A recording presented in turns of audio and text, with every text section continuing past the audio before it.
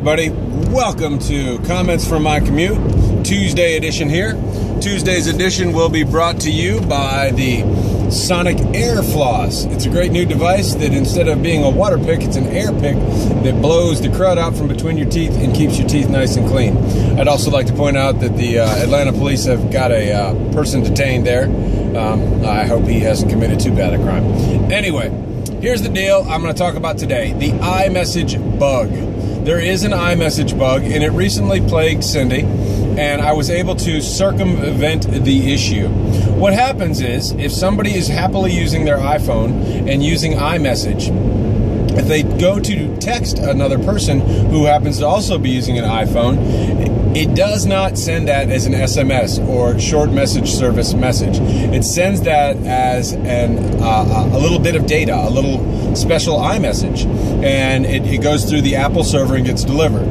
Well, and it really actually works pretty well. You get some added features, like you can, if you set it up, you can tell if the other person's typing, what's going on. You can get little bubbles. It's very cute. Anyway, the problem lies that in when somebody gets a new phone. So if since I like to throw Joe Bragg under the bus, I'm going to do it again. And here you go, Joe. You're under the bus. If Joe Bragg suddenly realizes, wow, Scott's been right all along, and gets a Android phone, and he switches over and starts texting people, for instance, Sandra Bragg, who writes a beautiful blog. You all should check it out, Bragg blog. I'll get the URL and put it in the comments down there somewhere, or something. But you can find her. It's very, very nice blog. It's one of the few blogs I still read. Anyway, if he tries to send a message to Sandra, it will work because his Android phone will use SMS. That message will be delivered to Sandra, and then the problem, here's the problem. When Sandra goes to reply, her phone will still believe for 30 days or more that Joe Bragg's phone number is using iMessage. So it will try to send that message as iMessage, and it will never get delivered because Android does not have an iMessage client. So how do I get around this? I don't know exactly. When you get your iPhone, before you turn your iPhone service off, I believe, and you can Google this and learn all about it, you can disable iMessage and get that preference changed in the iMessage world. That will simply it'll force your iPhone to use SMS instead of iMessage.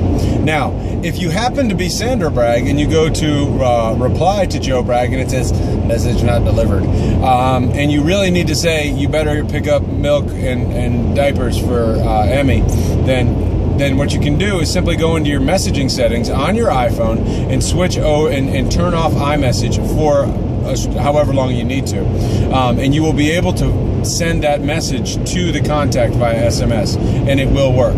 So that's just a little public service announcement. It's a workaround, and this is somewhat documented if you Google the right thing. But if you ever start knowing somebody that had an iPhone and you can't text them and you need to, just simply turn off iMessage and it will work.